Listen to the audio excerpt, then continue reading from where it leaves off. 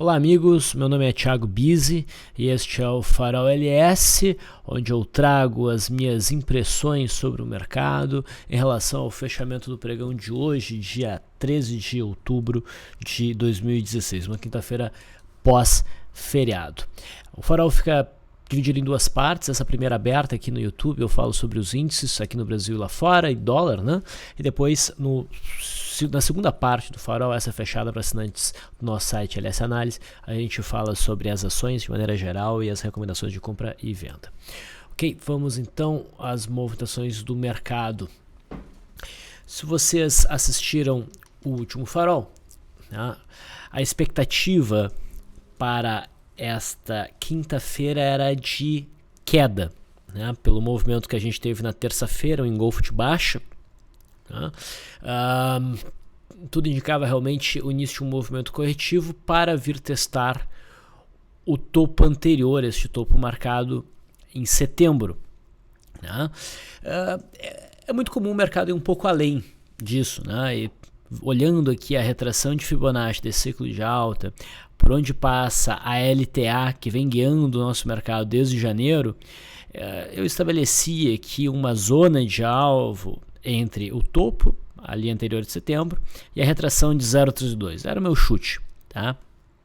E de fato o mercado corrigiu hoje, mas essa correção ficou restrita aí a primeiras 2 horas do mercado. Né? O mercado iniciou o dia em queda, chegou a bater no topo anterior e se recuperou, conseguindo fechar inclusive numa leve alta, né, de 0,16%. E esse cenário ficou um pouco complicado, tá? Porque eu esperava uma correção, ela aconteceu, mas ela já morreu, e ela morreu muito rápido. Então talvez ela não tenha ainda se encerrado, ok? Entendam que a gente vem numa sequência, se a gente pegar esse último fundinho aqui, esse micro fundinho, a gente vem numa sequência de 3, 6, 7 candles com o mercado subindo, tá? E a gente tem aí mal 3 candles mostrando uma queda de mercado. A correção é muito pouca, se a gente for no tempo, né? Se a gente for considerar desde esse fundo aqui, é uma correção realmente bem curtinha. Do ponto de vista de Fibonacci, a retração de 0,382 geralmente é o mínimo que o mercado corrige quando ele de fato começa uma correção, né? E a gente ficou distante desse ponto. Então isso deixa o cenário meio desconfortável para a gente retomar alta, né? Entendendo que isso é o final do processo de pullback. Mas dá para aceitar, tá? Principalmente se a gente for considerar o gráfico do futuro. Tá? O gráfico do futuro fica um pouco mais convidativo a uma entrada pelo processo de pullback. A correção aqui ela é mais ampla, né? Em proporção a esse movimento prévio, e se apoia melhor na antiga resistência desse contrato. Esse é o WINZ16. Vou lembrar que hoje, né, o WINV morreu. O INV morreu, a gente até tinha uma operação na ponta compradora aqui. Essa operação morre com o vencimento do INV16, mas considerando que o mercado fechou bem, tá, pelo WINZ, a gente pode abrir essa operação pela superação da máxima, como se a gente fizesse uma rolagem, né? O stop idealmente abaixo aqui da mínima do dia 6. Tá, então dá para botar um stop aí abaixo de 61.250. Os detalhes da operação vão estar disponíveis vai estar disponível para os assinantes da LS Análise. Bom, deixa eu voltar aqui para o gráfico do índice Bovespa. Tá. De qualquer forma, né, a correção que se esperava e que de certa forma aconteceu, né, era apenas uma correção intermediária dentro da tendência de alta estabelecida. Eu vinha dizendo que na minha leitura, né, seria prematuro apostar em venda no índice Bovespa, dados os movimentos recentes que o mercado apresentou, principalmente nesse começo do mês de outubro. E eu continuo sustentando essa percepção. Para operar na ponta vendedora, né, com com um pouco mais de segurança, seria importante o mercado pelo menos, né, romper esta LTA, né, e junto com isso indicar o rompimento falso do topo de setembro. A gente não tem ainda uma marcação de rompimento falso. O mercado teria que pesar bem aqui abaixo desta linha azul e desta LTA para a gente ter esse desenho. Só que a média de 20 períodos ainda vai estar ascendente, dependendo se for a curto prazo. Então ainda seria uma abordagem bem agressiva. O ideal é a gente ter algum processo de zigue-zague descendente. Tá? Talvez esse aqui seja o topo do mercado. Tá?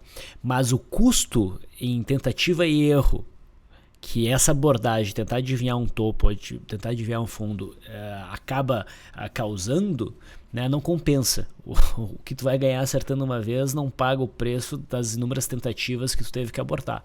Tá? Então, não me parece um bom momento para vender o mercado. O mercado está forte, o mercado no semanal também está forte. A gente tem aí o pregão da sexta-feira com boas chances de ser um pregão de alta. Tá? E então em nada vai abalar o firme candle da semana passada rompendo essa consolidação para cima.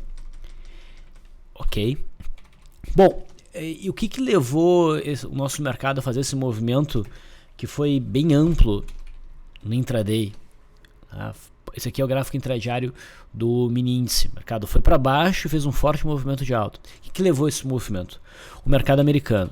Eu venho dizendo, a gente é refém do mercado americano. Tá? E o que aconteceu na terça-feira? O mercado americano pesou. A gente está olhando aqui o gráfico diário do índice Dow Jones. Chegou até o rompimento de uma LTAzinha aqui, de curto prazo. Mas o que eu falei no último farol é que isso não definia nada. Tá? O mais importante é entender que o mercado continuava dentro dessa congestão com esses candles amplos e erráticos. Ontem o mercado americano operou e fez esse candle de indecisão. E hoje, né, o mercado americano iniciou o pregão com pressão vendedora, chegou a perder a mínima de setembro, mas acabou revertendo. Então nosso mercado abriu com os futuros americanos pesando e indicando a possibilidade de rompimento do fundo de setembro, e daí sim a gente poderia dizer que a gente tem uma definição. O mercado rompe a congestão para baixo a favor do viés. Tá? Então nosso mercado abriu o dia precificando essa possibilidade, o mercado americano virou, né, e nosso mercado teve que precificar essa mudança de cenário que nos levou a esse fechamento próximo da máxima, ok? E esse candle que o índice Dow Jones forma é o melhor candle para se apostar na compra desde acho que do candle aqui que a gente teve no dia 1º de setembro. Tá? Então a gente tentou o rompimento para baixo, o mercado não conseguiu. Se houver superação da máxima, é bem possível que o mercado acelere em busca dessa resistência. Tá? Então esse momento não é bom para venda. Para acreditar em venda, o mercado tem que fechar abaixo desse ponto. E esse candle aqui está dizendo que já houve uma tentativa que não deu certo. Então, se não é para baixo que o mercado quer, é muito possível que seja para cima. E se o mercado americano subir, mesmo que seja apenas dentro dessa congestão, isso vai dar um impulso muito forte no nosso mercado aqui, nosso mercado doméstico. Tá? Então, o mercado americano assustou, mas afastou já esse cenário de rompimento, e eu vejo boas chances do mercado americano subir, levando o nosso mercado junto com ele. Se a gente olhar o gráfico do S&P futuro, esse gráfico aqui, mesma coisa. O mercado testou essa zona de suporte, que é bem importante, não conseguiu romper, faz um candle de cotação altista, o volume foi bom. Se houver superação na máxima, a gente tem boas chances do mercado subir até essa zona aqui de resistência. O mesmo movimento de alta nessa congestão já vai dar um bom impulso no nosso mercado. Então, na minha leitura, o mercado americano ainda coopera, ainda favorece uma movimentação altista no nosso mercado. Isso mudaria se houvesse o rompimento deste fundo de setembro, coisa que ainda não aconteceu. Ok? Então, isso favorece uma alta no índice Bovespa. E olhando aí o contrato novo, o WINZ16, a gente pode pensar em compras pela superação dessa máxima. Certo? Bom, deixa eu mostrar o intraday. Vamos direto agora para o gráfico do dólar. O dólar perpétuo Deixa eu só tirar qualquer ajuste aqui. Pronto. Então, o dólar perpétuo sofreu nova queda hoje. Bom, o dólar em si sofreu nova queda. E no dólar perpétuo, que é esse gráfico aqui, né, a gente teve o teste do fundo de agosto. Né? Então, na verdade, a gente teve o menor fechamento do dólar no ano. É o menor fechamento do dólar no ano, mas ele ainda não, para mim, ainda não rompe essa estrutura. Tá? Estamos dentro de um viés baixista. Se houver o rompimento desse suporte, daí a gente pode avaliar vendas. O mercado já está flertando fortemente com essa ideia, mas nesse gráfico aqui ainda não houve o rompimento. E é bom que o dólar chegue nesse ponto, porque aqui é um ponto de definição. A gente bateu num suporte, o mercado ainda não reagiu a esse suporte. Essa reação ou vem com o candle altista, e daí a gente tem que avaliar a força desse cenário, para avaliar talvez, quem sabe, uma abordagem de compra no suporte, ou o mercado rompe, para daí também a gente avaliar um cenário de venda, dependendo de como for o rompimento. Tá? Então a gente deve estar muito próximo de um sinal importante aí no dólar. Tá? Mas o candle de hoje não diz uma coisa nem outra. Se a gente fosse pegar o WDOX 16, que é o contrato atual, a gente já começa a ver o mercado rompendo a mínima desse contrato.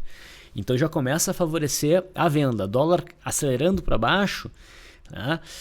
Eu não achava que ia romper. Se romper é porque deve ser um rompimento forte. Isso também tende a ajudar a bolsa a subir, o mercado acionário a subir, porque esses gráficos são negativamente correlacionados na maior parte das vezes. Dólar para baixo, bolsa para cima e vice-versa. Ok?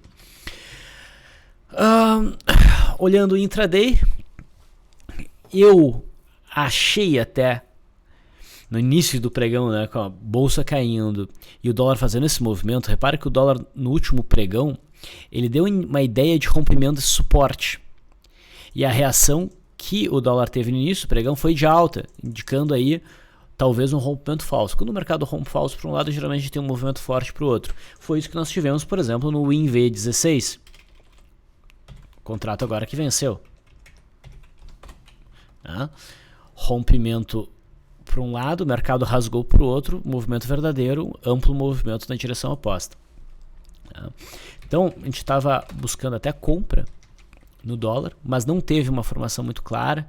O primeiro movimento que foi muito esquisito, rompeu sem convicção.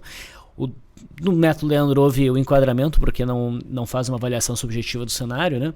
O dólar rasgou para baixo e depois acabou rompendo a linha d'água, que sim, um trade melhor enquadrado, e fez um bom movimento de queda, e a expectativa seria por continuidade desse movimento de queda no pregão de amanhã, o que pode levar inclusive a uma sinalização mais firme de venda também de swing trade, olhando ali daí o gráfico do dólar perpétuo. Então dólar segue pressionado para baixo, dominado pelos vendedores, e esse domínio está crescendo e pode se intensificar conforme o mercado se convence que o dólar perdeu realmente suporte. Okay? O próximo alvo provavelmente ali na faixa dos 3.000, né, pontos no dólar. E só dando uma passadinha muito rápida no juro, tá? O juro segue sendo pressionado para baixo, ele está tentando marcar um fundo, mas não está conseguindo, não dá para acreditar na alta do juro olhando este gráfico do DI1F25. Então, esse é o resumo, né, que a gente pode dar em relação aos índices e dólar hoje. Eu encerro por aqui, agradeço a atenção de vocês. Até amanhã.